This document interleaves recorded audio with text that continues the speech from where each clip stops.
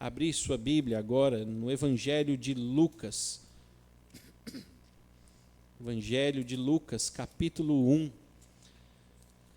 Terminamos, na semana passada, a exposição de Apocalipse.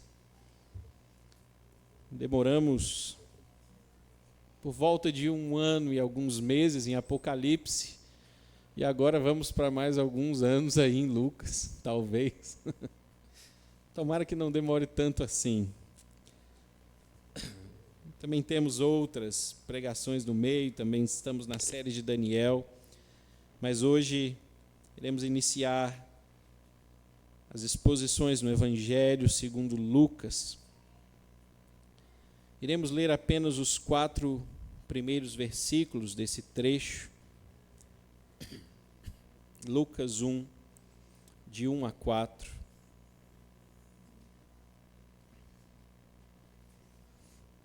Lucas 1, de 1 a 4.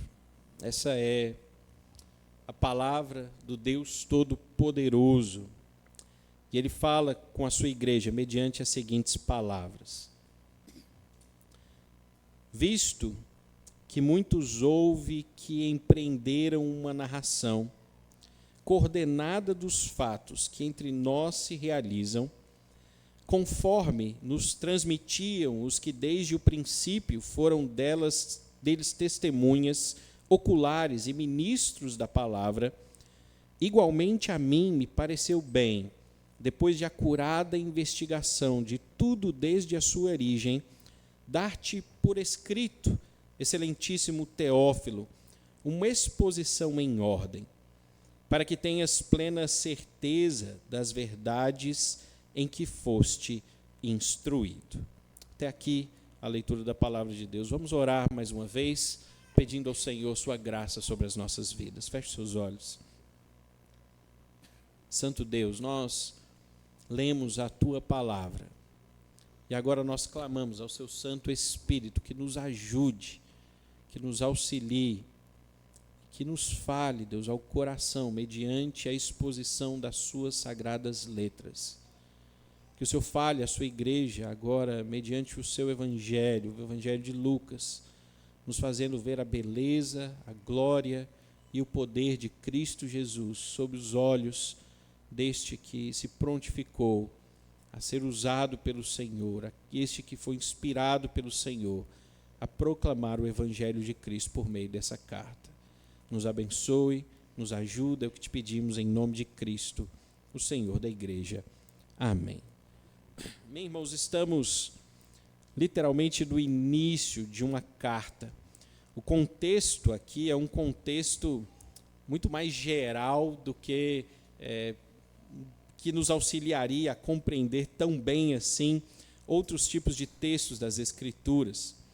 Lucas é um dos homens das Escrituras que teve não só contato com Cristo Jesus, mas ele também teve contato com muitos dos apóstolos. Nós não sabemos muito dele por meio das Escrituras Sagradas. A maior parte do que sabemos a respeito de Lucas vem por meio dos historiadores posteriores a ele. Lucas aparece apenas uma vez em uma das cartas de Paulo, quando ele diz que viajou com ele, e também Pedro, aparentemente também esteve com Lucas. Mas nós não temos grandes percepções a respeito desse homem. Lucas era um homem qualquer que esteve com Cristo Jesus, que viu as obras de Cristo Jesus e, sendo inspirado pelo Espírito Santo, resolveu organizar e entregar o Evangelho à Igreja de Cristo. Seu objetivo principal era atingir a um homem que é chamado aí de excelentíssimo Teófilo.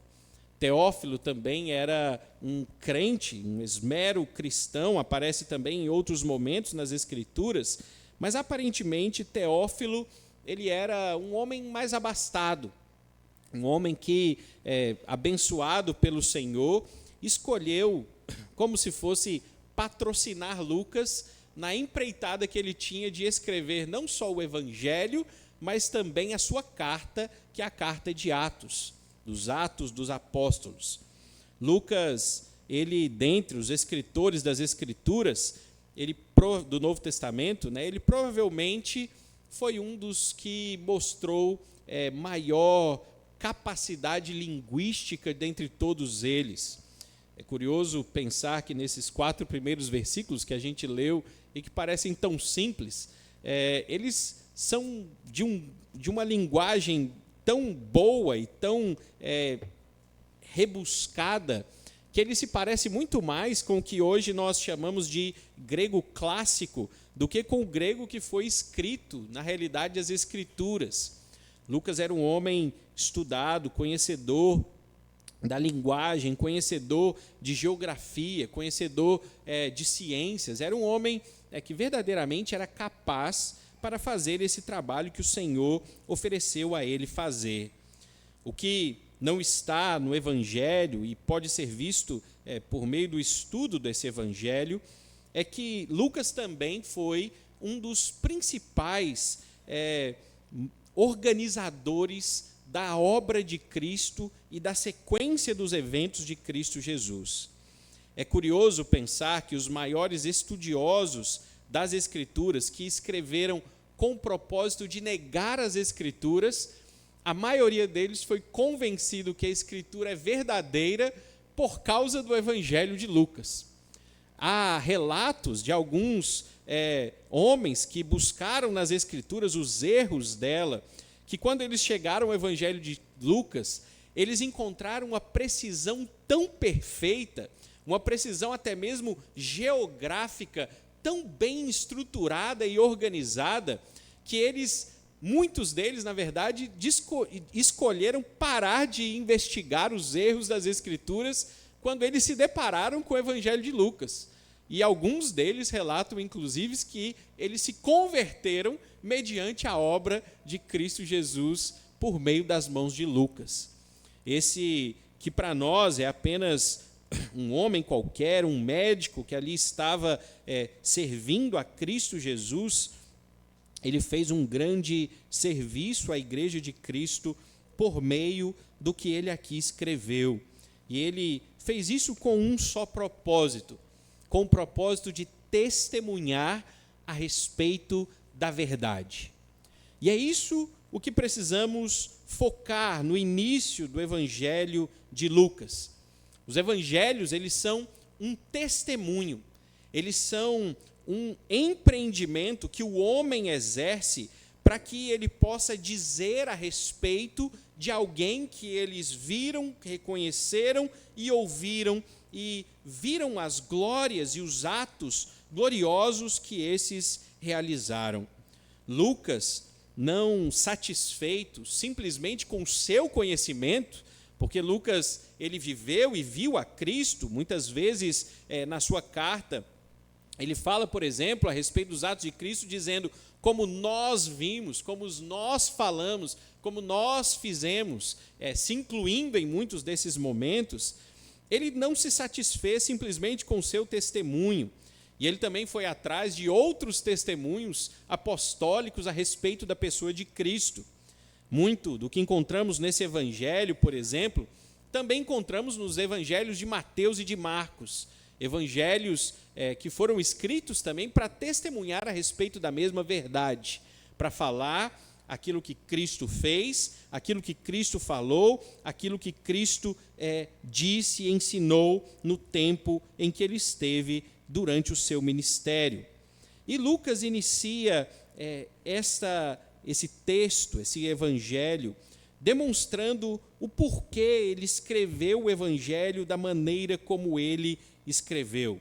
Primeiro, ele fala a respeito da existência de muitos empreendimentos como esse, muitos evangelhos que foram escritos, que foram narrados durante o seu tempo. É curioso pensar que naquele tempo, muitos poderiam, na verdade, falar a respeito de Cristo Jesus. Nós temos 4 relatos nas Escrituras, 4 evangelhos. Mas pensem quantas pessoas não viram os atos de Cristo Jesus. Só de apóstolos são 12. Ainda haviam dezenas de outros homens e mulheres. Quando Cristo morreu e foi sepultado, 120 estavam reunidos numa casa em Jerusalém. Todos esses que constantemente seguiam a Cristo, andavam com Cristo, viam os atos de Cristo. Fato é que cada um desses poderia oferecer uma narrativa a respeito do que Cristo era e do que ele fez e do que ele ensinou. O Evangelho, ele parte desse pressuposto, ele sai da boca daqueles que testemunham, daqueles que viram os fatos que precisam ser contados.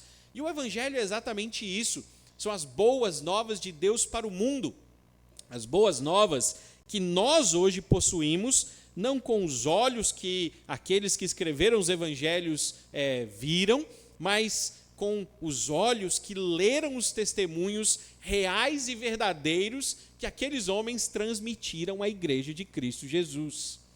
E por isso que aqui Lucas, ele reconhece esses outros empreendimentos, embora não todos eles fossem inspirados. Eles reconhecem que muitos viram e narraram todos os atos de Cristo Jesus. Mas Lucas queria fazer um tratado diferente. Ele quis fazer isso de forma coordenada dos fatos que se realizaram entre eles. Lucas quis pegar os atos de Cristo e os organizar de tal maneira que eles fizessem sentido à igreja de Cristo Jesus. Eu não sei se os irmãos se lembram recentemente de uma pregação do reverendo Tiago Bahia a respeito do Evangelho de Marcos. É extremamente curioso como pregar um evangelho inteiro em 1h10. E falando de forma profunda a respeito desse evangelho. Se você não viu, vá aí nas nossas redes sociais, na rede social do Instituto ID, e assista. É uma pregação belíssima a respeito do Evangelho de Marcos. E Marcos, como Lucas, eles têm objetivos específicos e precisos. Enquanto o Evangelho de Marcos, ele tenta construir uma ideia de Cristo Jesus no cumprimento profético, enfatizando o Antigo Testamento como sendo cumprido nos atos de Cristo, e forma quiasmática, onde o começo parece o fim, onde o fim se mistura com o começo, onde tudo se iguala, se organiza e apresenta um Cristo único, que enfaticamente é superior a qualquer outro Senhor. O Evangelho de Lucas, ele também tem uma ordem precisa, ele também tem um objetivo preciso.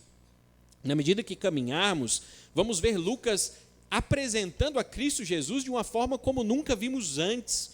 Nós vamos ver que ele vai mostrar Cristo Jesus tendo poderes que muitas vezes nós não identificamos em outros evangelhos, e ele organiza isso de forma proposital. Ele mostra como ele tem poderes, por exemplo, sobre o mundo físico. Depois ele mostra como ele tem poder sobre o mundo espiritual.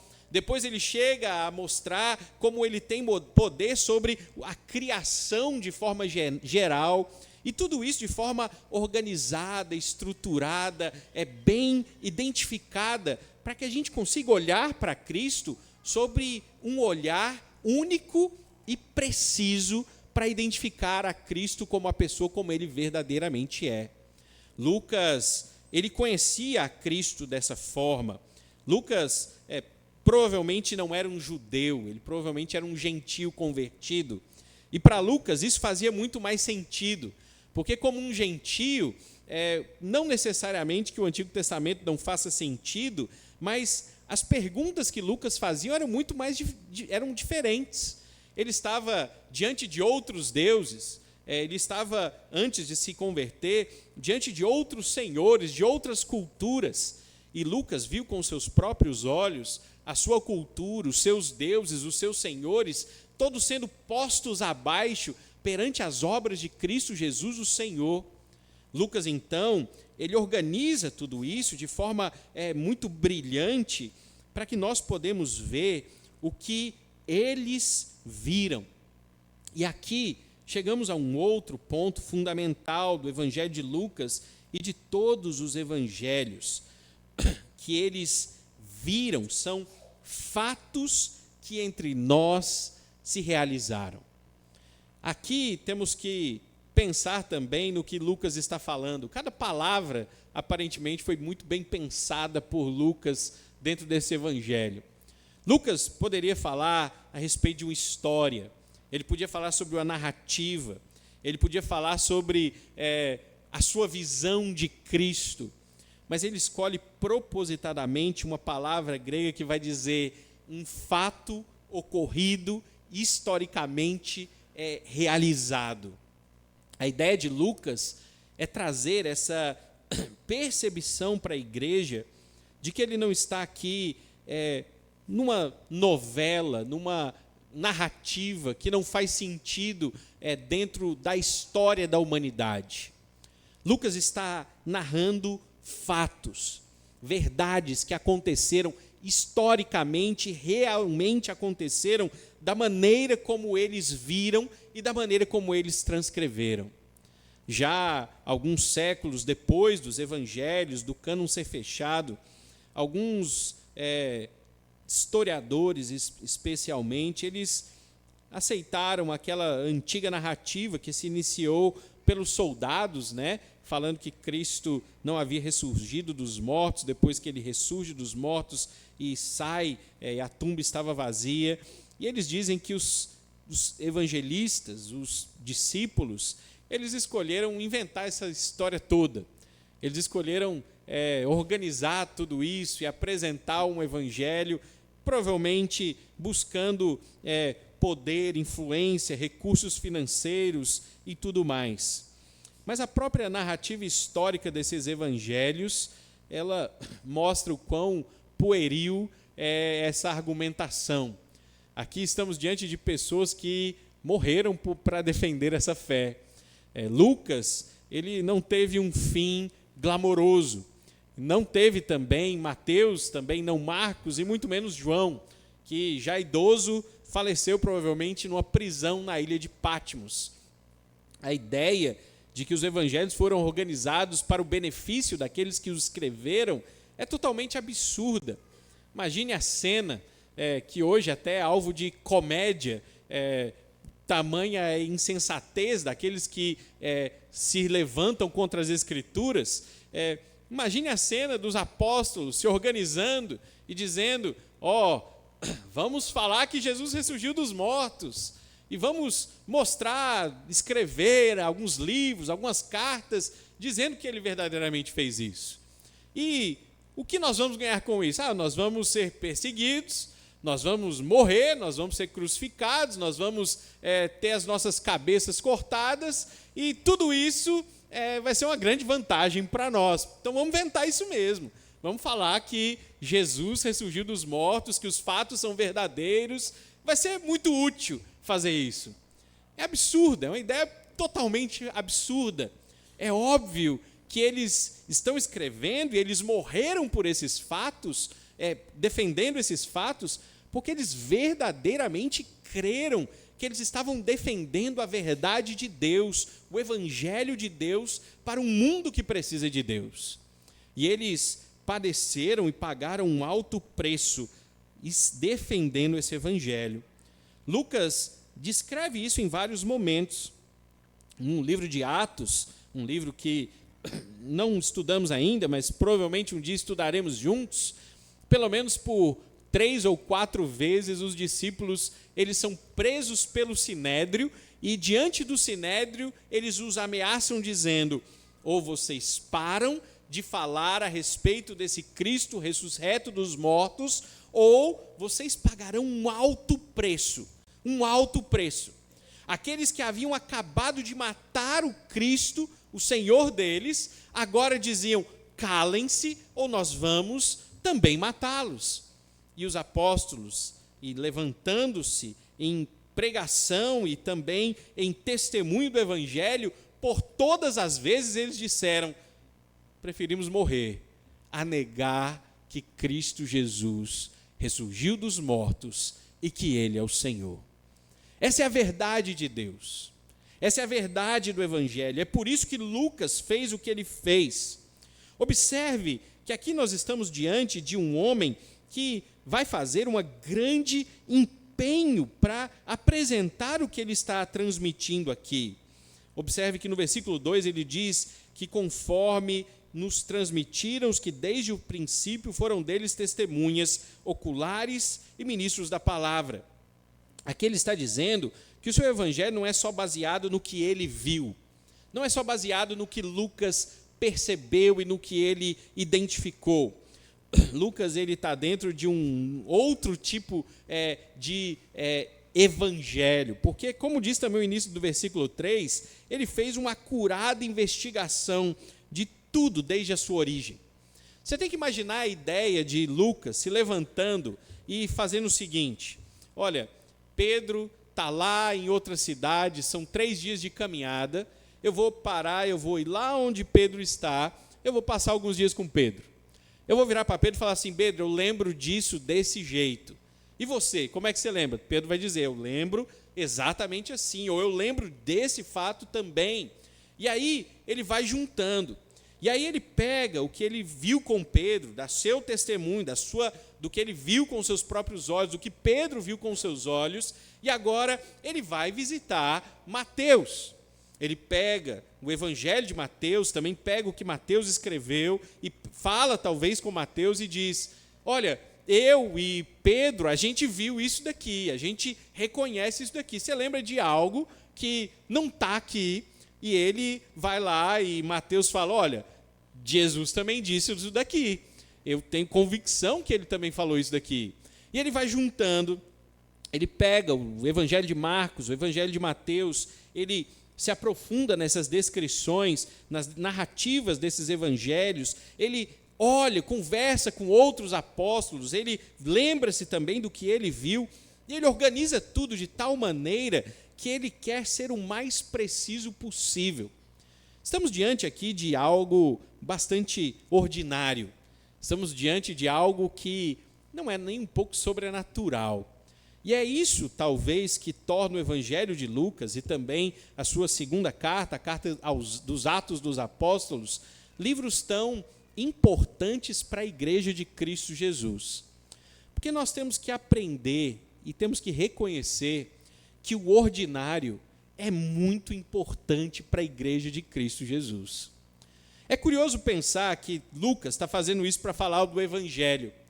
Enquanto isso, a Igreja de Cristo, por exemplo, no nosso século, ela está muito mais em uma expectativa do sobrenatural do que do ordinário. O ordinário, para ela, na verdade, é um ato de muito enfado e cansaço.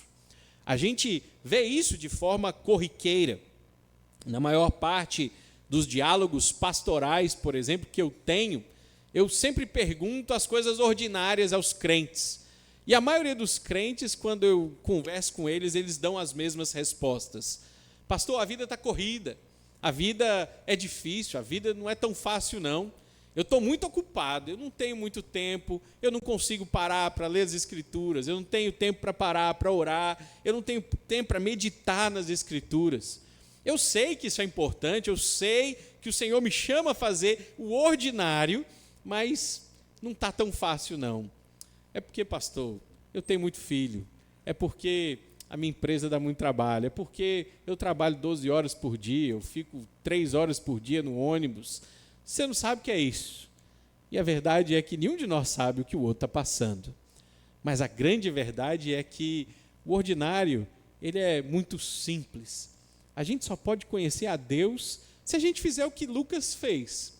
A gente só pode conhecer o nosso mestre se a gente parar e ler o que o nosso mestre falou, por meio não só de Lucas, mas também de Mateus, de Marcos, de Paulo, de Pedro, de Tiago, de todos os escritores das Escrituras, porque sem o ordinário, a gente não vai se aproximar dele.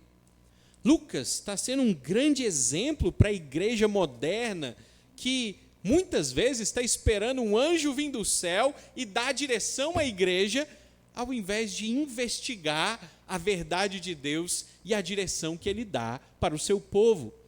É curioso pensar, se a igreja conhecesse as Escrituras, preste bem atenção nisso.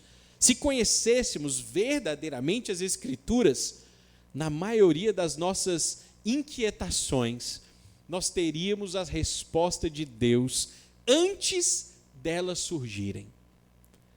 Vou repetir para você entender bem.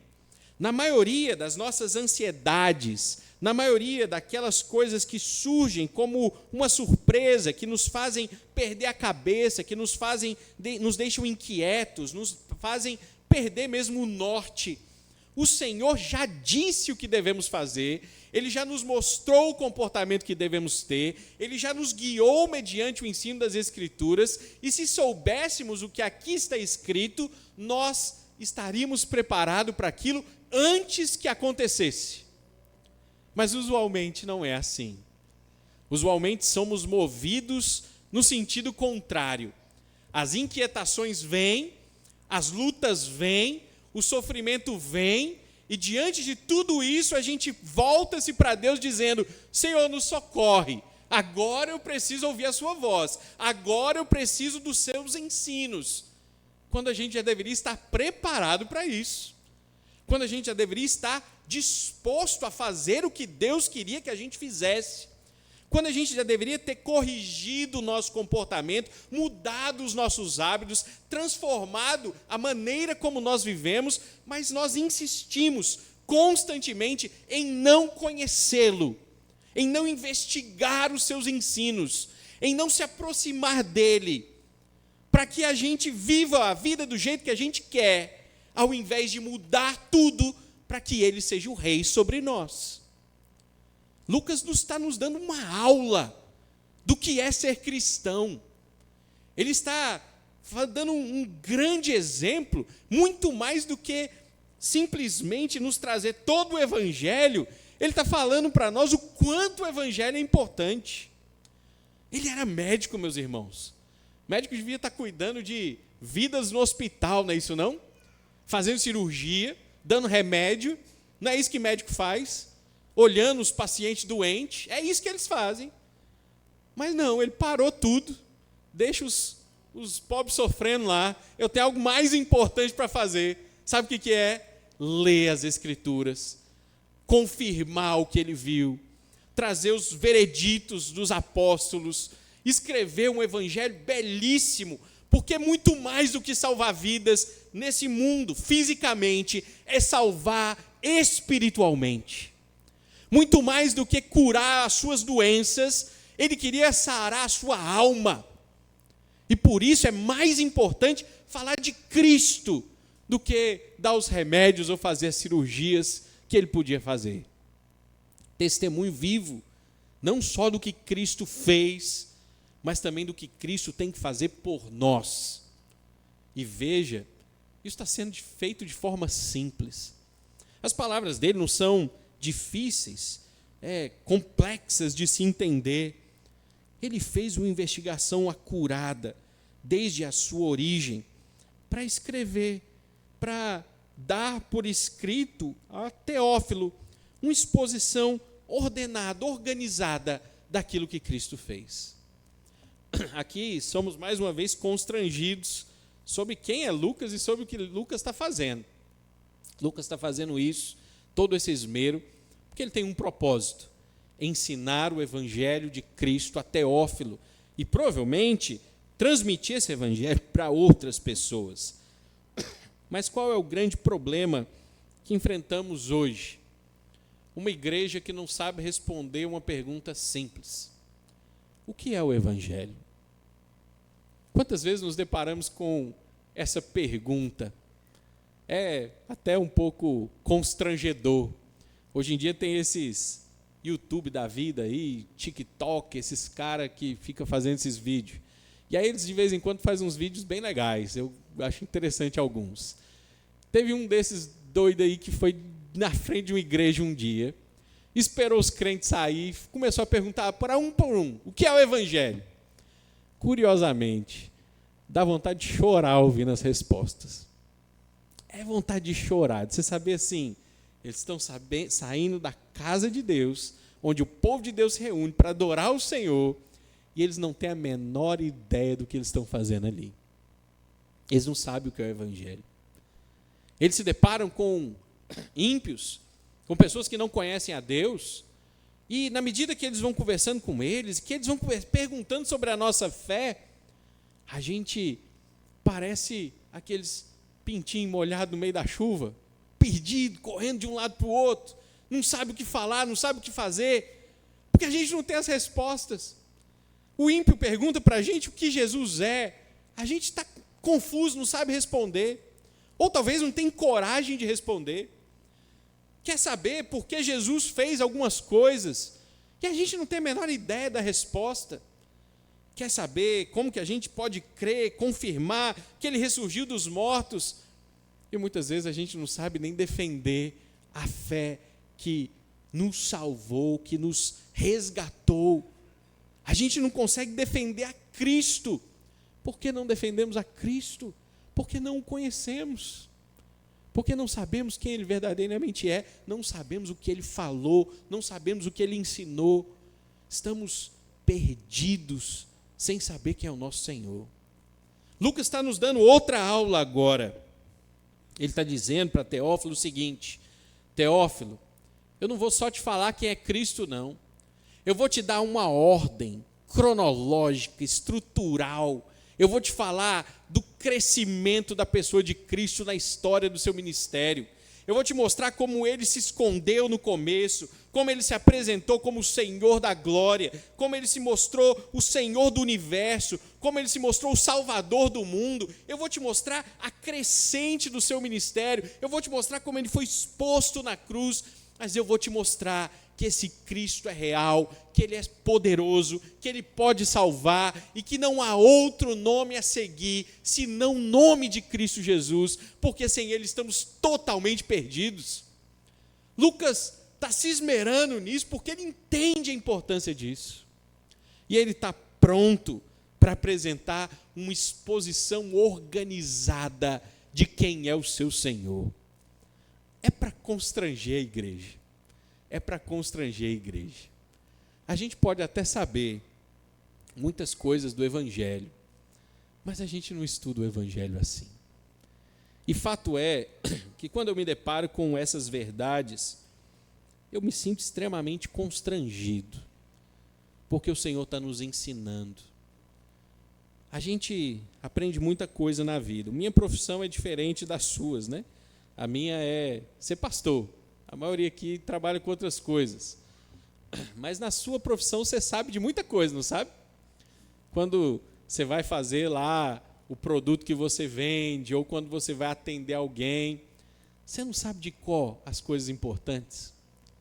Ou toda vez você tem que parar e pensar nas coisas que você vai ter que falar ou vai ter que fazer? Pensa, vou usar o exemplo aqui que veio na cabeça porque eu vi alguém, mas não vou falar quem foi não. Pensa que você vai fazer um móvel. Você vai ter que, toda vez que você vai fazer um móvel, lembrar de como usar um negócio de cortar o MDF ou a madeira. E não lembro como é que usa, não sei direito onde que coloca, como que eu vou cortar isso no meio, não sei. Não dá, você sabe, não sabe? Porque você já aprendeu, você já guardou. Você sabe que primeiro você tem que fazer as medidas, depois que você faz a medida, você tem que organizar as peças, você tem que ter o material, você tem que fazer os cortes precisos, você tem que checar se os cortes são precisos, você tem que ver se vai caber no espaço que está lá, se não couber vai dar problema, você vai ter que fazer tudo de novo. Então você tem que decorar, identificar, saber o que você tem que fazer, e aí quando você vai, você faz tudo certinho, não é assim? Aí a gente vai virar e falar assim, não, sobre Cristo... Você pode me dar um tempinho? Vou pegar minha Bíblia aqui, vou dar uma paginada no Evangelho, e eu te falo o que Cristo fez. Não, agora a gente tem IA, né? Não precisa preocupar mais com isso. A IA fala tudo. Quer saber o que Jesus fez? Procura na IA. A IA é crente, né? Não é. A IA é anticristã, inclusive. A gente tem visto isso, pelo menos no nosso país, temos visto constantemente. Uma pessoa vai lá, faz uma pergunta torpe a IA. A IA sugere que ele continue em seu pecado.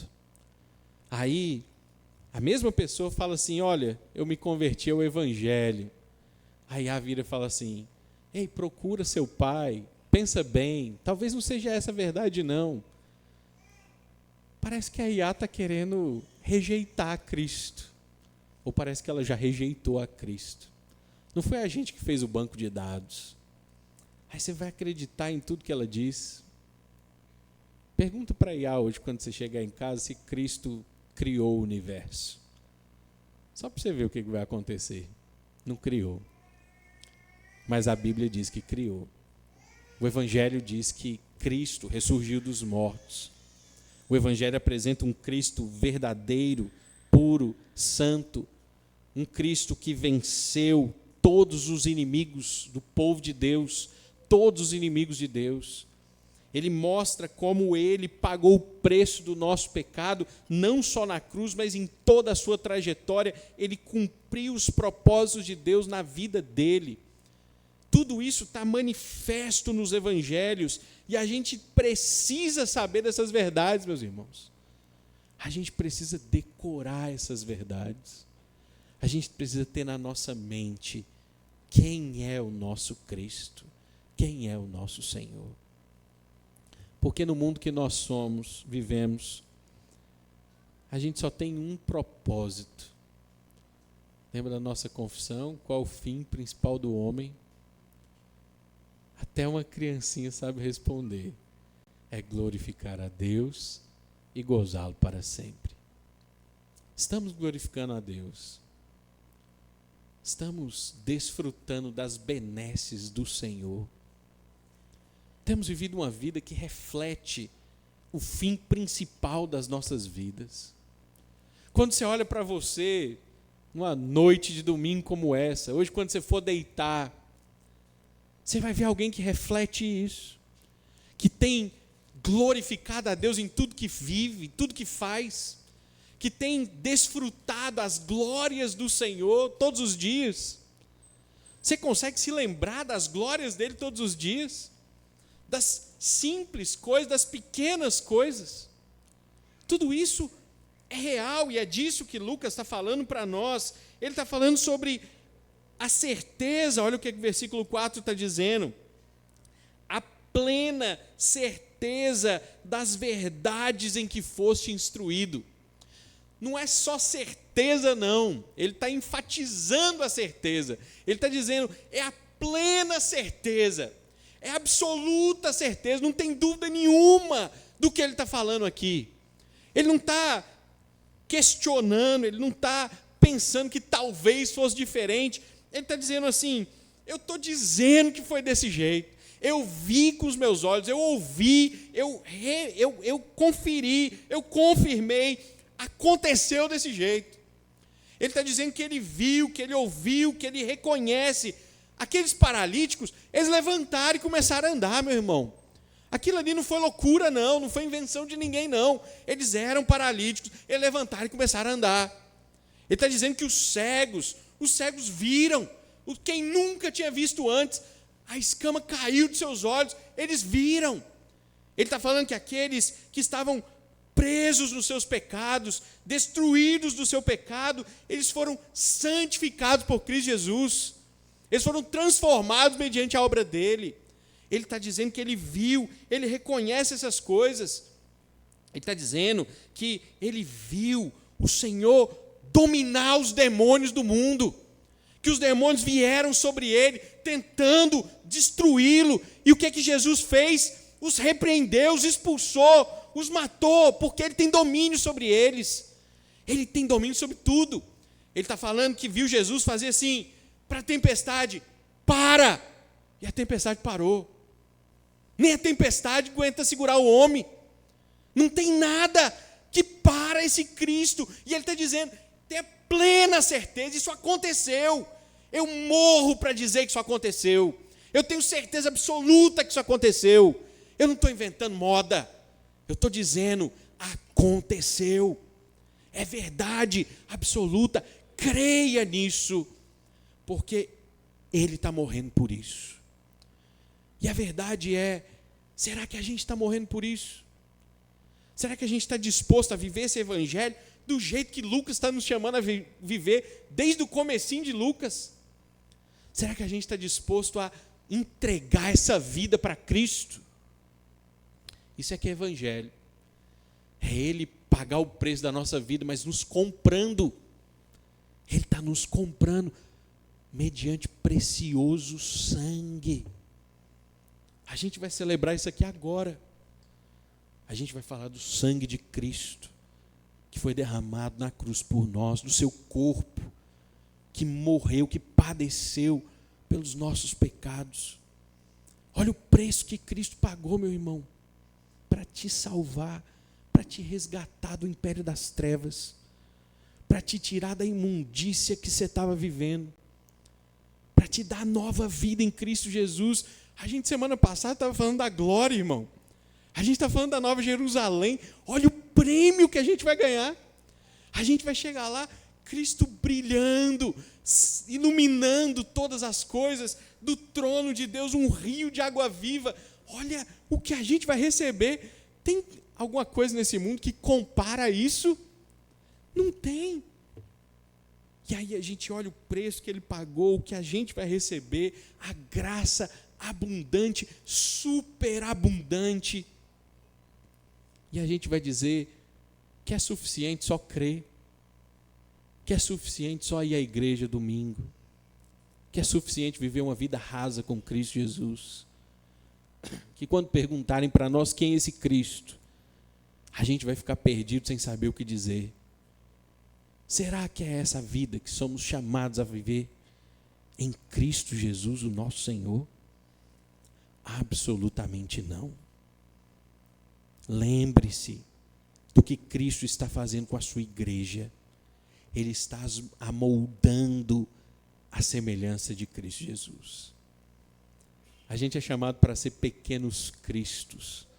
É claro que a gente não vai ser igual a Ele nunca. A gente não vai chegar nem perto de ser o que Ele foi. Mas o mínimo que a gente tem que fazer é brilhar a sua luz, é mostrar a sua glória, é resplandecer o seu poder, é testemunhar que Ele vive e que vive para sempre. Momento de aplicar tudo isso para nós, de trazer isso para a nossa verdade, nossa realidade. Diante disso, meu irmão, quando foi a última vez que você testemunhou o Evangelho de Cristo? Mesmo que seja de forma bem mais ou menos. Quando foi a última vez que você teve coragem de virar e dizer: ei, Ele ressurgiu dos mortos? Eu tenho uma história para te contar. Cristo morreu pelos pecados do seu povo. E se você crer nele, você se arrepender dos seus pecados, existe vida na presença de Cristo Jesus. Quando foi a última vez que você viu um ímpio crer por meio da pregação? Quando foi a última vez que você viu o poder do Evangelho? Irmãos, isso está acontecendo hoje. Hoje a gente não tem milagre do jeito que tinha na Escritura, não. Não tem nenhum. Por aí não está tendo paralítico andando, cego vendo. A maioria das vezes que você vê isso na televisão é farsa mesmo. É gente querendo tirar o dinheiro do povo que não tem conhecimento de Deus. Mas tem milagre acontecendo por aí. Tem marido que tratava mal a esposa, que era adúltero, que era pecador, que destruía a vida de todo mundo onde ele estava perto, se convertendo a Cristo e mudando de vida. Isso é milagre. Mudar o coração de um marido ruim é milagre. É milagre ver um menino que está destruindo a vida com as drogas, está se prostituindo na rua, vir para a igreja, adorar o Senhor. Isso é milagre. Isso é a mesma coisa que falar para um paralítico: levanta e anda. É um milagre sobrenatural. É impossível você ver isso em qualquer outro contexto. Não tem isso no meio dos muçulmanos, não. Não tem isso no meio dos budistas. Não tem isso no meio dos hinduístas. Isso não existe em nenhuma outra religião do mundo. Só acontece no meio do cristianismo. É só no meio do cristianismo que você vê alguém destruindo a vida todinha e de repente ele ouve a palavra Cristo e ele muda de vida. É como se fosse uma nova criatura. Uma nova criatura. Isso é o poder do Evangelho mudando, transformando uma vida. É o poder que nos foi dado mediante as Escrituras. Nós temos esse poder nas nossas mãos, meus irmãos.